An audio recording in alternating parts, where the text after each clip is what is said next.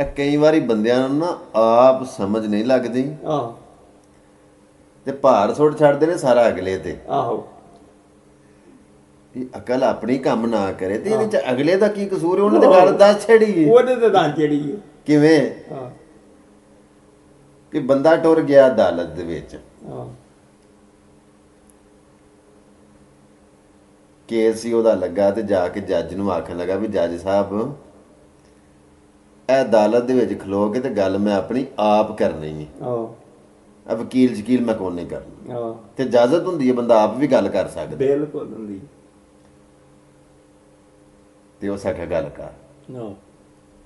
ਉਹ ਬੰਦਾ ਇੱਕ ਪਾਸੇ ਉਹ ਕਟਹਿਰੇ ਜਿਹੇ ਦੇ ਵਿੱਚ ਖਲੋ ਗਿਆ ਤੇ ਉਸ ਗੱਲ ਕੀਤੀ ਵੀ ਜੱਜ ਸਾਹਿਬ ਇਹ ਗੱਲ ਹੈ। ਆਹੋ ਤੇ ਜੱਜ ਆਖਿਆ ਵੀ ਤੇਰੀ ਗੱਲ ਦੀ ਨਾ ਮੈਨੂੰ ਕੋਈ ਸਮਝ ਨਹੀਂ ਆਈ। ਹਾਂ ਉਸ ਬੰਦੇ ਫੇਰ ਆਪਣੀ ਗੱਲ ਦਰਾਈ ਹਾਂ ਵੀ ਗੱਲ ਇੰਜ ਮੈਂ ਇੰਜ ਪਿਆ ਕਰਨਾ। ਹਾਂ ਤੇ ਜੱਜ ਫੇਰ ਆਖਣ ਲੱਗਾ ਤੇਰੀ ਗੱਲ ਦੀ ਮੈਨੂੰ ਸਮਝ ਨਹੀਂ ਪਈ ਆਉਂਦੀ, ਤੂੰ ਕੀ ਪਿਆਨ ਹੈ। ਹਾਂ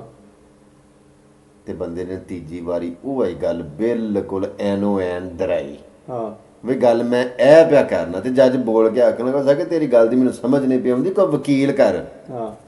ਤੇ ਬੰਦਾ ਬੋਲ ਪਿਆ। ਹਾਂ ਉਸ ਆਖਿਆ ਜੱਜ ਸਾਹਿਬ ਇਹ ਸਮਝ ਤੁਹਾਨੂੰ ਨਹੀਂ ਪਈ ਆਉਂਦੀ ਤੇ ਵਕੀਲ ਮੈਂ ਕਰਾਂ। ਕੋਈ ਗੱਲ ਪਰ ਵਕੀਲ ਮੈਂ ਕਰਾਂ ਤੂੰ ਕਰ, ਇਹਨੂੰ ਸਮਝ ਨਹੀਂ ਆਉਂਦੀ ਯਾਰ। ਠੀਕ ਹੈ ਗੱਲ ਇਹ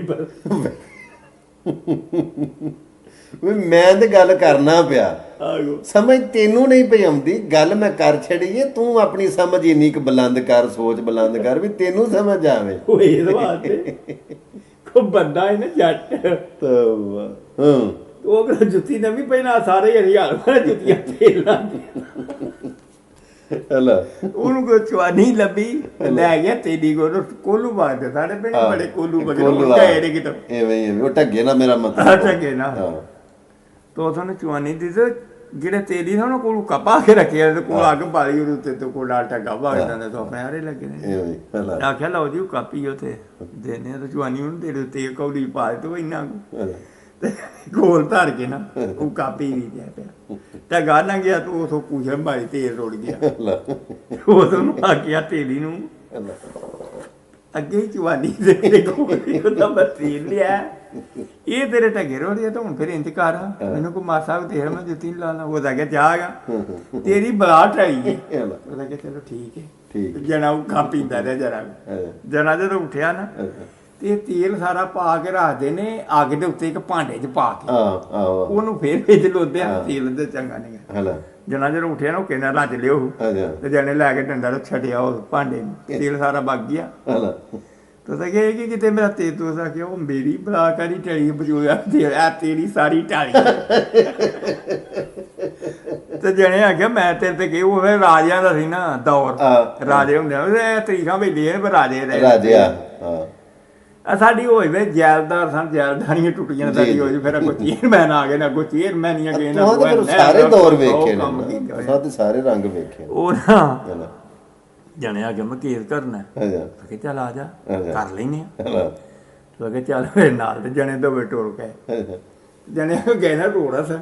ਅੱਗੇ ਹਲਵਾਈ ਵੇਖੇ ਨਾ ਬੈਠੇ ਹੋਣਗੇ ਛਾਪ ਜੇ ਤਾਂ ਉਹ ਜਿਹੜੇ ਜਣੇ ਉੱਤੇ ਕਰਨਾ ਹੈ ਤੇਲੀ ਉਹ ਜੱਟ ਜਾਣਾ ਸੀ ਜਣਾ ਕੇ ਧਾਰ ਕੇ ਨਾ ਛਾਬੜੀ ਤੇ ਬੈਠਾ ਤੂੰ ਵੇਚਣਾ ਹੋ ਸੌਦਾ ਤੂੰ ਐ ਸੀ ਕੋਈ ਬਰਫੀ ਮਠਿਆਈ ਚੰਗਾ ਸੌਦਾ ਖਾਣ ਵਾਲਾ ਤੇ ਇਹਦਮ ਜੇ ਭੁੱਖਾ ਹੀ ਆ ਗਿਆ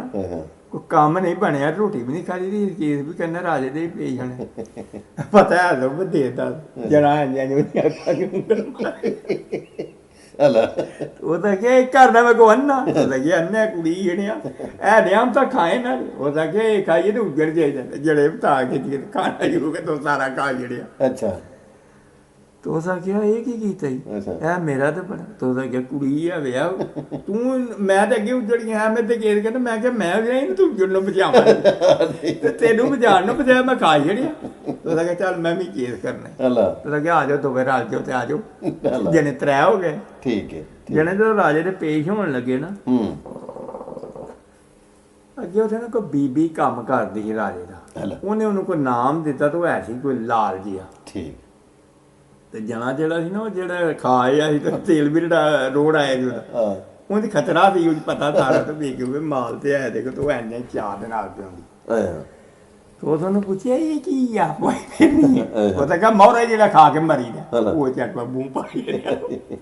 ਉਹ ਤਾਂ ਕਹਾ ਚੱਲ ਆ ਜੇ ਮੈਂ ਕੇਸ ਕਰਨਾ ਮੇਰਾ ਤੂੰ ਮਾਲ ਲੁੱਟ ਗਿਆ ਅੱਛਾ ਕਿਹਾ ਆ ਜਾ ਤੂੰ ਵੀ ਕਰ ਲੈ ਇਹਨਾਂ ਦੇ ਨਾਲ ਰਲਿਆ ਇਹਨਾਂ ਵੀ ਕੇਸ ਹੀ ਇਹਨਾਂ ਕਰਨਾ ਵੀ ਮੇਰੇ ਤੇ ਕੇਸ ਹੀ ਕਰਨਾ ਹਾਂ ਤੂੰ ਅੱਗੋਂ 3 ਬਣ ਗਏ ਤੇ 4 ਹੋ ਗਏ ਤੋਤੇ ਟੁਰ ਗਏ ਤੇ ਪੇਜ ਹੋ ਗਿਆ ਰਾਜੇ ਦੇ ਹਾਂ ਜਦੋਂ ਰਾਜੇ ਦੇ ਪੇਜ ਹੋਏ ਨਾ ਤੇ ਜਣੇ ਉਹ ਤੇਲੀ ਨੇ ਪਹਿਲਾਂ ਕੇਸ ਸੁਣਾਇਆ ਠੀਕ ਹੈ ਆਖਿਆ ਹਾਂ ਭਾਈ ਤੂੰ ਉਹਦਾ ਕਿਹਾ ਵੀ ਐਨ ਜੇ ਇਹਨਾਂ ਤੇਲ ਟਗੇ ਰੋੜ ਛੜਿਆ ਸੀ ਇਹ ਮੇਰੀ ਚਾਟੀ ਪਾਣੀ ਖੜੀ ਤੇ ਮੇਰਾ ਤਾਂ ਨੁਕਸਾਨ ਕੀਤਾ ਤੇਲ ਰੋੜ ਉਹਦਾ ਕਿਹਾ ਇਹਦਾ ਤੇਲ ਕਿਉਂ ਰੋੜੇ ਉਹਦਾ ਕਹਿੰਦੇ ਜੀ ਮੈਨੂੰ ਕੋਈ ਇਲਮ ਨਹੀਂ ਜੀ ਉਹ ਮੇਰਾ ਜਦੋਂ ਤੇਲ ਰੁੜਿਆ ਨਾ ਤੇ ਮੈਂ ਚੁਆਨੀ ਦਾ ਤੇਲ ਤੇ ਲਾਣਾ ਸੀ ਜੁੱਤੀ ਨੂੰ ਇਹਨੂੰ ਮੈਂ ਕਿਹਾ ਹੋਇਆ ਮੇਰਾ ਤੇਲ ਰੁੜ ਗਿਆ ਤੇ ਚੱਲ ਮੈਨੂੰ ਮਾਸਾ ਵੀ ਦੇ ਜਾ ਇਹਦਾ ਕਿਹਾ ਤੇਰੀ ਬਲਾ ਟਲੀ ਮੈਂ ਕੁਝ ਨਾ ਜੱਟ ਖਵਾਨਾ ਆਪਣੇ ਆਪ ਮੈਂ ਸਮਝਿਆ ਮਾੜਾ ਕਮੀ ਇਹਦੀ ਸਾਰੀ ਟਾਲਾ ਮੇਰਾ ਇਹ ਕੀ ਟਲਿਆ ਉਹ ਮੈਂ ਤੇਰੀ ਬਲਾ ਟਾਲੀ ਜੇ ਮੈਂ ਤੇ ਨਹੀਂ ਇਹਦਾ ਉਹਨੇ ਸਮਝਿਆ ਤੇਰੀ ਆ ਤੂੰ ਝੂਠਾ ਫਿਰ ਕੇਸ ਸੁਣਾ ਲਿਆ ਉਹਦਾ ਕਿਹਾ ਤੂੰ ਝੂਠਾ ਤੇ ਜੱਟ ਜ਼ਹਿਰ ਸੀ ਤੇ ਇਹਨੂੰ ਤਾਂ ਪਤਾ ਹੀ ਨਹੀਂ ਤੂੰ ਆਪ ਹੀ ਤੇ ਤੂੰ ਝੂਠਾ ਹੈ ਸੱਚਾ ਅੱਗੇ ਉਹ ਆ ਗਿਆ ਜਣਾ ਮਠਿਆਈ ਆ ਉਹਦਾ ਕਿਹਾ ਜੀ ਮੇਰੀ ਇਹ ਨਾ ਮਠਿਆਈ ਖਾ ਗਿਆ ਅੱਛਾ ਤੇ ਸਾਰੀ ਖਾ ਕੇ ਮੈਂ ਉਹ ਵੇਚਣੀ ਤੇ ਮੇਰੀ ਰੋਜ਼ੀ ਬੱਚਿਆਂ ਦੀ ਕਿਹਾ ਇਹਦੀ ਕਿਉਂ ਖਾਧੀ ਆ ਉਹਦਾ ਕਿਹਾ ਨਹੀਂ ਜੀ ਖਾਧੀ ਨਹੀਂ ਮੈਂ ਸਮਝਿਆ ਨਜ਼ਰੋਂ ਰੇ ਅੱਗੇ ਧਰਿਆ ਫਿਰ ਮਾਲ ਜਾ ਖਾਣ ਵਾਲਾ ਸੀ ਤੇ ਮੈਂ ਆ ਗਿਆ ਜਾਂ ਤੇ ਮੈਨੂੰ ਉਹਦਾ ਵੇਚਣਾ ਤੇ ਮੈਂ ਨਾ ਖਾਂਦਾ ਮੈਂ ਇਹਨੂੰ ਸਮਝਿਆ ਇਹਨੂੰ ਦੇਖਦਾ ਨਹੀਂ ਤੇ ਮੈਂ ਇਹਨੂੰ ਨਾ ਕੇਪੇ ਦੇ ਲਾ ਜਾ ਇਹਦਾ ਕਿ ਮੈਨੂੰ ਦੇਖਦਾ ਤੇ ਮੈਂ ਕਿਹਾ ਫਿਰ ਕਿਉਂ ਨਹੀਂ ਖਾਂਦਾ ਉਹਦਾ ਕਿ ਖਾਈਏ ਤੇ ਉੱਜੜ ਜਾਈਦਾ ਮੈਂ ਸਮਝਿਆ ਉੱਜੜਦਾ ਫਿਰ ਮਿਹਨਤ ਅੱਗੇ ਹੀ ਉੱਜੜ ਗਿਆ ਮੇਰੇ ਤੇ ਤੇਲੀ ਗੇਰ ਕਰਨੇ ਮੈਂ ਤੇ ਅੱਗੇ ਤਾਂ ਮੈਂ ਇਹਨੂੰ ਉੱਜੜ ਨੂੰ ਬਚਾਇਆ ਇਹ ਉੱਜੜ ਨਾ ਜਾ ਤੂੰ ਝੂਠਾ ਵਾ ਇਹਨੂੰ ਕੀ ਪਤਾ ਇਹਨੂੰ ਉਹਦੀ ਗੱਲ ਸਮਝਾ ਕੇ ਤੂੰ ਹੀ ਝੂਠੇ ਉਹ ਸੱਚਾ ਚਲੋ ਜੀ ਉਹ ਲਾਂਭੇ ਹੋ ਗਏ ਦੋ ਵਜੇ ਤੇ ਬੀਬੀ ਦਾ ਕੇਸ ਆ ਗਿਆ ਉਹ ਫਿਰ ਉਹਦੇ ਘਰ ਦਾ ਹੀ ਬਦਲਾ ਦੀ ਉਹਦਾ ਕਿ ਹਾਂ ਭਾਈ ਤੂੰ ਉਹਦਾ ਕਿਉਂ ਜਿਹੜਾ ਤੂੰ ਮੈਨੂੰ ਮਾਲ ਦਿੱਤਾ ਸੀ ਉਹ ਮੂੰਹ ਪਾ ਗਿਆ ਜੋ ਇਹ ਕਿਉਂ ਖਾ ਛੜੀ ਉਹਦਾ ਕਹਿੰਦਾ ਨਹੀਂ ਜੀ ਮੈਨੂੰ ਨਹੀਂ ਪਤਾ ਉਹ ਮਾਲ ਹੈ ਇਹ ਪਤਾ ਨਾ ਕਿ ਬਿਆਬਾ ਦਾ ਆਖਿਆ ਜੀ ਮੈਨੂੰ ਨਹੀਂ ਪਤਾ ਮੇਰੇ ਤੇ ਕੇਸ ਕਰਨ ਲੱਗੇ ਹਨ ਮੈਂ ਤੇ ਇਹਨੂੰ ਪੁੱਛਿਆ ਵੀ ਕੀ ਆ ਮੈਨੂੰ ਤਾਂ ਪਤਾ ਹੀ ਨਹੀਂ ਕੀ ਵੀ ਕਰਨੀ ਇਹ ਆਖਿਆ ਮੋਰਾ ਮੈਂ ਉਹ ਖਾ ਕੇ ਮਰਨ ਲੱਗਾ ਪਰ ਮੈਂ ਮਰ ਜਾ ਮੇਰੇ ਨਾਲ ਰਾਜਾ ਸਾਹਿਬ ਵੀ ਕੀ ਕਰਨਾ ਉਹਨੇ ਬੀਬੀ ਨੂੰ ਆਖਿਆ ਸੱਚਾ ਜੋ ਹੀ ਉਹ ਆਖਿਆ 8 ਆਨੇ ਹੋਈ ਤੈਨੂੰ ਜੁਰਮਾਨੇ ਨੂੰ 8 ਆਨੇ ਦੇ ਉਹ ਸੱਚਾ ਤੂੰ ਹੀ ਹੈ ਝੂਠੀ ਉਹ ਸੋ ਕਿਤੇ ਰੁਪਈਆ ਉਹ ਜਦੋਂ ਆਖਿਆ ਲੱਦੇ ਨਾ ਉਹ ਪਿਛਾਂ ਹਟ ਗਏ ਨਾ ਉਹ ਵੇਲੇ ਉਹ ਤਾਜ ਆਂਦੇ ਨੇ ਪਾ ਕੇ ਬੰਦੇ ਬਾਦਸ਼ਾਹ ਬੰਦੇ ਤਾਜ ਕਰ ਦਿੱਤੇ ਤੇ ਟੋਪੀ ਜਾਂ ਪੱਗ ਉਹ ਜੋ ਛੱਡੀ ਨਾ ਪਿਆ ਵਿੱਚ ਚੰਡੋ ਜਣੇ ਨੇ ਉਹ ਰਾਜਾ ਵੀ ਨੀਵਾ ਹੋ ਗਿਆ ਤਾਂ ਪੱਗ ਛਾ ਗਈ ਪਰਾਂ ਡਿੱਗੀ ਝੱਟ ਪੜਨਾ ਉਹ ਸਿੱਧਾ ਤਾਂ ਵੱਟ ਕਰਤਾ ਇਹਨੂੰ ਵੀ ਮੈਨੂੰ ਚੰਡ ਕੱਢ ਮਾਰੇ ਉਹ ਝੱਟ ਪਰ ਰੁਪਈਆ ਉਹਦੀ ਤਲੀ ਦਿੱਤਾ ਰਿਹਾ ਮੈਂ ਕੀ ਕੀਤੇ ਮੈਨੂੰ ਰੁਪਈਆ ਉਸ ਆਖਿਆ ਨਹੀਂ ਤੈਨੂੰ ਚੰਡ ਕੱਢ ਤੋਂ ਮਾਰਨੀ ਸੀ ਉਹ ਮੇਰੇ ਕੋਲ 50 ਰੁਪਈਆ ਤੇ ਮੈਂ ਕਿਹਾ ਇਹ ਨਾਲ ਵੀ ਇੰਨਾ ਉਹ ਕਰਦਾ ਜੁਰਮਾਨਾ ਹੀ ਜੋੜੇ 8 ਨੇ ਵੱਟ ਲਓ ਦੋ ਤੇ ਉਹਦਾ ਮੈਂ ਨਹੀਂ ਬਣਾਉਂਦਾ ਤੂੰ ਜੀ ਬਣਾ ਕੇ ਤੇ 8 ਨੇ ਦੋ ਵੇੜ ਕਰ ਲਓ ਤੂੰ ਇਹ ਚੜਦਾ ਲੈ ਲੈ 8 ਨੇ ਉਹ ਮਾਲ ਤੇ ਲੈ ਤੇ ਜਿਹੜੇ ਉਹਨਾਂ ਜਿਹੜੇ ਨੂੰ ਆਖਿਆ ਆ ਜਾਓ ਚੱਲੀਏ ਘਰ ਉਹਨੇ ਬਈ 16 ਆਨਿਆਂ ਦਾ ਰੁਪਈਆ ਹੁੰਦਾ ਤੇ 8 ਨੇ ਮੈਨੂੰ ਜੁਰਮਾਨਾ ਉਧਰੋਂ ਹੋਇਆ ਤੇ ਐ ਚੰਡਦੇ ਨੇ ਮੈਨੂੰ 8 ਨੇ ਇਧਰੋਂ ਜੁਰਮਾਨਾ ਹੋਣਾ ਆ ਦੋਵੇਂ 8 ਵੰਡ ਲਓ ਤੇ ਅਸੀਂ ਕੱਟ ਜਾਂਦੇ ਬੱਲੇ ਬੱਲੇ ਬੱਲੇ ਵਾਹ ਬਈ ਵਾਹ ਲਓ ਜੀ ਅੱਜ ਦਾ ਪ੍ਰੋਗਰਾਮ ਅੱਜ ਦੀ ਬੈਠਕ ਆਪਣੇ ਇਖਤਤਾਮ ਨੂੰ ਆਪਣੀ ਤੇ ਮੈਂ ਲੰਮਾ ਪਿਆ ਹਾਂ ਥੋੜੀ ਜਿਹੀ ਤਬੀਅਤ ਨਹੀਂ ਸੀ ਕੋਈ ਥੋੜੀ ਜਿਹੀ ਠੀਕ ਮਹਿਸੂਸ ਨਾ ਕਰਿਓ ਜੀ ਤੇ ਬੜਾ ਮਜ਼ਾ ਆਇਆ ਬੜੀ ਚੱਸ ਆਈ ਤੇ ਇਨਸ਼ਾਅੱਲਾ ਪ੍ਰੋਗਰਾਮ ਆਪਣੀ ਬੈਠਕ ਜਿਹੜਾ ਹਫਤੇ 'ਚ 2 ਦਿਨ ਚੱਲੇ ਕਰੇਗਾ ਤੇ ਉਹਦੀ ਇੱਕ ਬਕਾਇਦਾ ਤਰਤੀਬ ਬਣਾਉਂਦੇ ਆ ਇਨਸ਼ਾਅੱਲਾ ਅੱਲਾ ਸੋਨਾ ਖੈਰ ਵਫੀਅਤ ਰੱਖੇ ਤੇ ਕੋਈ ਨਵੇਂ ਚਿਹਰੇ ਸਾਡੇ ਪ੍ਰੋਗਰਾਮ 'ਚ ਆਉਣ ਕਰਨ ਦੇ ਤੇ ਗੱਲ ਵੀ ਵੱਧ ਤੋਂ ਵੱਧ ਅੱਗੇ ਹੀ ਹੁੰਦੀ ਹੈ ਤੇ ਇਨਸ਼ਾਅੱਲਾ ਅੱਗੋਂ ਵੀ ਸੋਹਣੀ ਗੱਲ ਹੋਏ ਕਰੇਗੀ ਵਿੱਚ ਕੋਈ ਸ਼ੇਰੋ ਸ਼ਾਇਰੀ ਵੀ ਲਤੀਫੇ ਵੀ ਸ਼ੁਗਲ ਵੀ ਮਸਾਲਾ ਵੀ ਸਾਰਾ ਕੁਝ ਹੀ ਤੁਹਾਡੇ ਕੋਲ ਕੋਈ ਐਸੇ ਜੀ ਹੋਣ ਜਿਹੜੇ ਪ੍ਰੋਗਰਾਮ ਆਪਣੀ ਬੈਠਕ ਦੇ ਵਿੱਚ ਜਿਹੜੇ ਹਿੱਸਾ ਲੈਣਾ ਚਾਹੁੰਦੇ ਨੇ ਜਾਂ ਇਸ ਕਾਬਲ ਹੈ ਨੇ ਤੇ 0347 780 82 88 ਇਸ ਨੰਬਰ ਤੇ WhatsApp ਬਣਿਆ ਉਹਦੇ ਉੱਤੇ ਡਿਟੇਲ ਸੈਂਡ ਕਰੋ